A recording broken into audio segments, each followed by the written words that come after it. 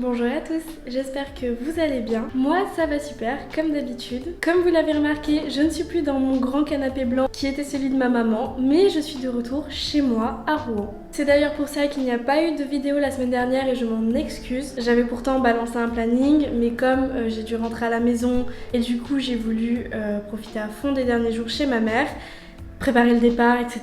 Ça a été compliqué pour moi de m'organiser. Donc ça c'est la vidéo qui était prévue la semaine dernière et pour me rattraper, j'aimerais bien essayer d'en poster deux, donc une soit vendredi et soit samedi et l'autre dimanche, mais ça va être un petit peu la course, je vous le cache pas. Je vais faire de mon mieux, dans tous les cas vous la verrez soit sur YouTube, soit je vous tiendrai informé pour ceux qui me suivent sur TikTok. Donc comme prévu aujourd'hui ça va être une vidéo plus courte que d'habitude je pense, qui va beaucoup plus être de l'introspection sur mes peurs actuelles, mes craintes, pourquoi je ne pratique pas, et j'aimerais bien que la vidéo bonus soit une présentation de tous les livres que j'ai là, que j'ai acheté en fait depuis que j'ai commencé à m'intéresser à la sorcellerie. Il y en a certains que vous connaissez, d'autres que je vous ai pas montré du tout, donc je pense que ça serait intéressant de faire une petite revue, puis au moins ça me demande pas trop de travail au préalable, et comme ça vous avez 2 vidéos cette semaine, je pense que c'est plutôt un bon compromis.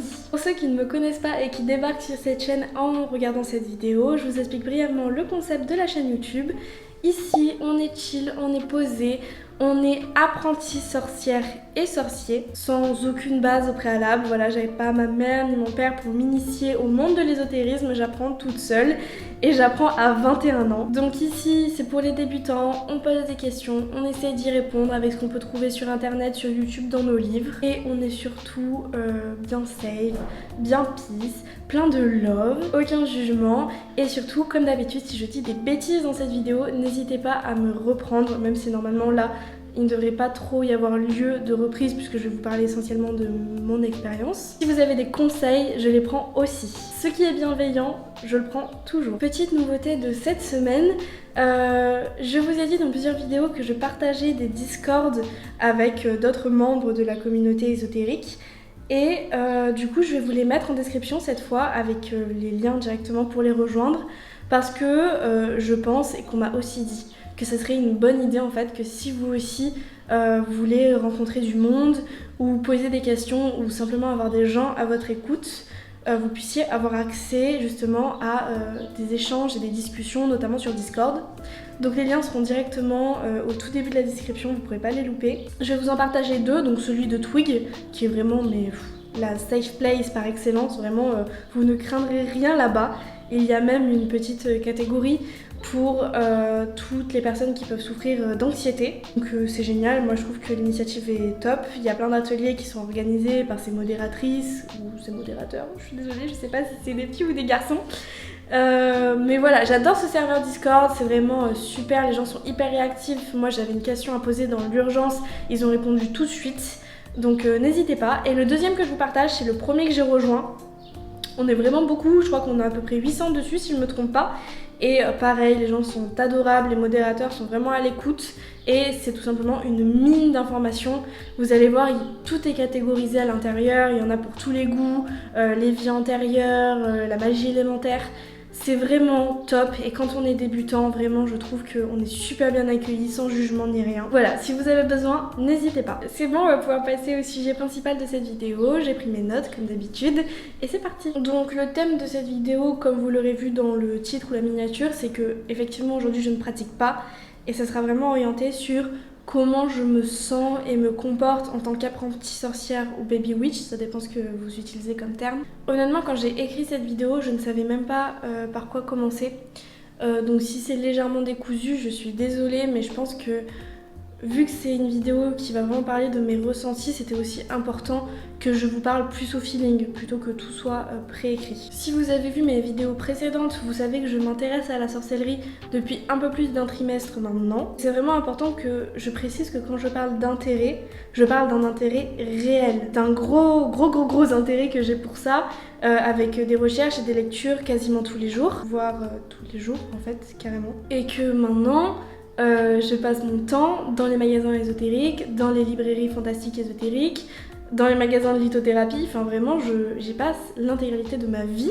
Dès que je vais dans une ville, dès que je vais dans un endroit, je cherche s'il n'y a pas des magasins ESO pour tout simplement vraiment encore m'imprégner de toutes ces énergies qui sont nouvelles pour moi. D'ailleurs, pour ceux qui auront remarqué, je porte une cage et donc j'ai mon tout premier caillou autour du cou. J'en parlerai à l'avenir si ça intéresse certaines personnes parce que c'était des péripéties de dingue. Donc on va dire que je commence à avoir une base, ou plutôt une sous-couche, voilà, une sous-couche de connaissances sur quelques aspects de la sorcellerie. Mais dans ma situation propre et dans mon ressenti, je ne me sens pas de pratiquer pour le moment. C'est vraiment pas une question de confiance en moi ou de capacité, c'est vraiment que dans l'instant T, je ne me sens pas à l'aise et je ne me sens pas du tout même de pratiquer. Pour vous expliquer tout ça et que vous compreniez mieux ma vision, je vais vous dire comment est-ce que j'ai décidé d'aborder la sorcellerie et comment est-ce que je me sens le plus sereine avec tout ça qui est nouveau pour moi. Quand j'ai découvert l'univers ésotérique, j'avais aucune base, donc je m'y suis mise à fond. Je lisais quasiment un livre par jour, j'ai dévoré tout YouTube et à ce moment-là, j'avais envie de tout tester, de pratiquer et j'avais absolument aucune crainte à ce sujet. Je voulais m'acheter un pendule, je voulais purifier toute ma maison, bref, vraiment un engouement incroyable. Mais au plus je me suis informée, au plus j'ai commencé à comprendre vraiment les... Comment dire ? C'est pas vraiment les fondements que je veux dire, mais pour moi, ce qui serait la base de la sorcellerie, on va dire, j'ai pris conscience que pour une pratique sereine et safe, l'idéal, ça serait... Bon, l'idéal, hein, c'est vraiment propre à chacun, comme à chaque fois je vous le dis, la sorcellerie c'est personnel, l'ésotérisme c'est personnel, donc c'est vraiment comment vous vous sentez face à une situation. Moi je ne vous partage que mon expérience, au cas où quelqu'un serait dans la même situation que moi. Donc l'idéal ça aurait été d'être dans un bon mindset, d'être bien dans sa tête, d'être bien dans son corps, pour que le moins de choses possibles puissent interférer quand on fait de la sorcellerie. Donc quand on pratique, quand on fait un rituel, quand on prépare un sort, tout ce genre de choses, il y a plein de choses annexes qui peuvent interférer, même quand on médite d'ailleurs. Et c'est pour ça que l'idéal serait d'être vraiment en accord le plus possible avec soi-même. De base, moi je suis quelqu'un de réfléchi. Je fonce pas tête baissée dans tout ce qui peut m'arriver devant. Je fais vraiment beaucoup d'introspection, peut-être un peu trop d'ailleurs. Mais il y a des exceptions, maintenant que j'y pense, il y a des exceptions où des fois je suis en roue libre, notamment la création de cette chaîne qui m'a pété du jour au lendemain. J'ai fait la bannière, j'ai tout fait en 3 secondes.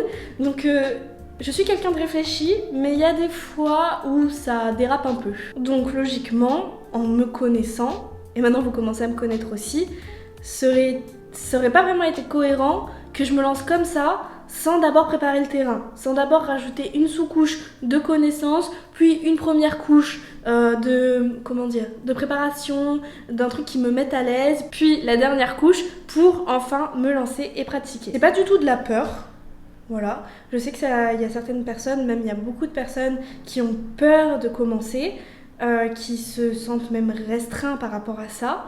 Moi, c'est pas du tout le cas, c'est juste que je suis carrée et que j'aime avoir un bon appui avant de sauter. Et ça m'aide en fait à me sentir bien parce que je pourrais très bien commencer maintenant, mais je me sentirais absolument pas à l'aise, je serais absolument pas sûre de ce que je peux faire. Et ça pour moi c'est inconcevable. Enfin, c'est quelque chose qui me tient tellement à cœur que je veux prendre le temps et bien le faire. Je vais faire des conneries, c'est normal. Enfin, si je ne fais pas de bêtises alors que je suis débutante, il y aurait un souci. Mais c'est pas contre ça que j'ai un souci, c'est vraiment... même si je fais des bêtises, pour moi ça serait une plus grosse bêtise de commencer comme ça en freestyle, même si je commence à avoir une sous-couche d'infos. Pour moi faire des bêtises c'est voilà... peut-être ne pas correctement effectuer un sort parce que j'avais peut-être pas les bonnes plantes et m'en apercevoir après. Ça c'est pas si grave, je recommencerai la prochaine fois. Par contre, commencer la sorcellerie sans au préalable savoir correctement m'ancrer, pour moi c'est pas possible. Je fais une petite aparté parce que sur cette chaîne, comme vous le savez, j'essaye d'approfondir un maximum tout ce que je peux dire. L'ancrage, ce que je veux dire par m'ancrer, même si c'est pas totalement clair pour moi, j'espère que ce sera un petit peu plus clair pour vous. C'est en fait, il faut s'imaginer ça comme de la méditation. Avant de pratiquer, avant de faire un rituel, il faut un espèce de retour au calme. Il faut prendre le temps de s'ancrer dans le sol. Donc imaginez que vous êtes un tronc d'arbre et que vous faites plonger vos racines dans le sol. Vous devez avoir cette visualisation et en fait ancrer le bas de votre colonne vraiment dans le sol. En fait c'est pour que vous vous sentiez mieux et c'est pour aussi des questions de sécurité. Parce que pour des débutants normalement il n'y a pas trop de soucis, mais au plus vous évoluez, en plus il peut y avoir des complications et des soucis qui peuvent vous dépasser. Je veux faire peur à personne, hein. Même moi je sais pas de quoi je parle, hein. C'est des gens expérimentés qui font ce genre de choses. Mais voilà, s'ancrer c'est vraiment une base de méditation qu'il faut maîtriser je pense avant de se lancer. Et ça permet aussi de mieux appréhender toutes ces énergies, mieux les apprécier et les accueillir en nous sans pour autant se sentir dépassé. Parenthèse fermée, je sais pas dans quoi je me suis lancée encore mais je suis même pas sûre de ce que je vous dis. Honnêtement je glisse comme ça. Donc comme d'habitude vous prenez pas ça à argent comptant, faites vos recherches si vous en voulez plus. Et moi comme d'habitude, quand j'en saurai plus, je vous en parlerai. Tout ça pour dire qu'actuellement, mon mode de vie ne correspond pas du tout à ce que j'envisage pour débuter la sorcellerie de manière sereine. En plus de ça, récemment, j'ai découvert ce que c'était vraiment les chakras et tous leurs attributs, etc. Et très honnêtement, je me suis fait flipper. J'ai lu dans mon livre là, en fait qu'il y avait un chakra racine, puis le chakra d'au-dessus, et comment est-ce qu'on pouvait se rendre compte de s'ils étaient équilibrés ou pas. J'ai lu rien que pour le chakra racine et je me suis fait flipper.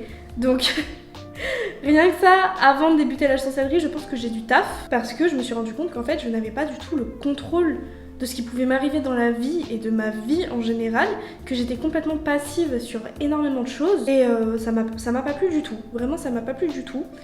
En revanche, je ne me sens pas prête à approfondir les chakras avec vous dans cette vidéo, tout simplement parce que je n'en sais pas assez et que déjà que j'ai essayé de m'aventurer sur un terrain un peu glissant plus tôt dans la vidéo, je préfère laissez le temps, apprendre et vous en parler plus tard. Mais la seule chose que je peux vous dire, c'est que pour avoir une vie équilibrée, être bien dans sa tête, être bien dans son corps, l'idéal c'est d'avoir des chakras qui sont équilibrés. Je sais qu'on peut avoir des chakras qui sont plus et des chakras qui sont moins. Ça veut dire que vous avez un chakra racine, c'est le chakra qui se trouve en bas de votre colonne vertébrale, c'est par là que je le situe, dans ma non-connaissance du projet quoi.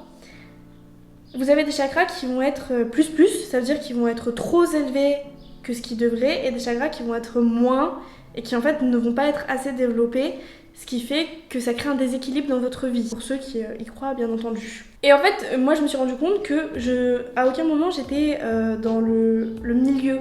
J'étais soit plus, soit moins, et je m'en étais pas rendu compte parce qu'en fait je savais pas ce que c'était.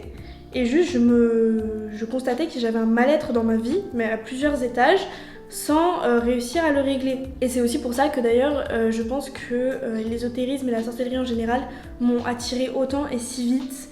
J'ai vraiment trouvé une porte de secours en fait. Et c'est comme ça que j'aborde vraiment tout ça. C'est quelque chose qui m'élève au quotidien et qui me fait me sentir mieux dans ma vie.